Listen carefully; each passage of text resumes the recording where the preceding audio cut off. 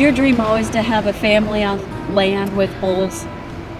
The bulls part, you know, that I've always loved bucking bulls. When I was younger, rodeo, and they always were kind of piqued my interest and intrigued me. But having a family on land and getting to have the room to roam and explore for your kids is huge, as you know, as a mom too, getting to raise them in that. It's special, and it's not what a privilege that everybody gets. So we're thankful for that. Same. Yes. I loved, so growing up, because I always had horses and my dad was a team roper. So I always junior rodeoed, high school rodeoed. There's something about growing up with animals, and early on you understand what it means to have something that relies on you. Right. And teaches you that responsibility. And I always knew I wanted that for my kids. Like, just teaching your kids that and having that foundation is something, like you said, you know, will be able to, they'll carry with them for the rest of their lives. You grew up in Oregon. I did. So yes. above West Coast. So yes, you grew up rodeoing? I did, yeah. I junior rodeoed, high school rodeoed, Honestly. college rodeoed, amateur rodeoed, but after college I had to get a job. So what was the job? What was your job out of college? My first job out of college was actually working for a company that put on bull ridings and futurities, and so that was more my gateway, I guess, into the buck and bull business, and that's where I met my husband, and so that was my job, and it's brought me to where I am now with the buck and bulls and with Brandon. Yeah. I grew up in the stunt business. I grew up rodeoing. And I fell in love with storytelling from growing up in the movie industry. And I almost college rodeoed in California, but USC was my dream school for journalism. Okay. And I got in. So for a couple of years, I hung up really everything. I bet I like your spurs. I heard you have some fancy ones. Yeah. Yes, ma'am. Sorry. I have some tucked. You do? Oh, I didn't know. Okay, you can take me for that. It's starting to pretty good. So sweet. I love it. So you USC. So I decided to go ahead and I stopped rodeoing and roping for a while and went to school.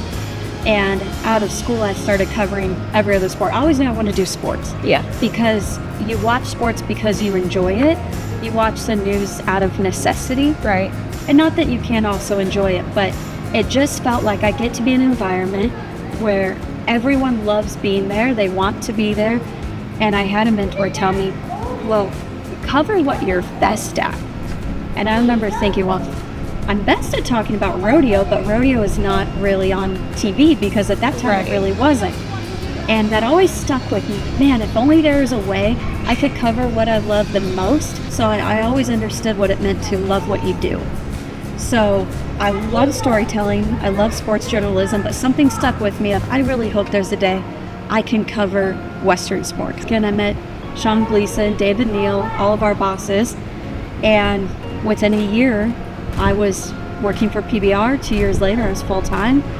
And then during that time, my goal has never been just bring the sport to a larger audience. It's been get the world to know these guys, these athletes, these bulls, these stock contractors, because what we do is really special. And I think no matter what walk of life you come from, you could connect to a story of grit, of trying hard, of pouring your heart into something. Yeah. It was in Austin.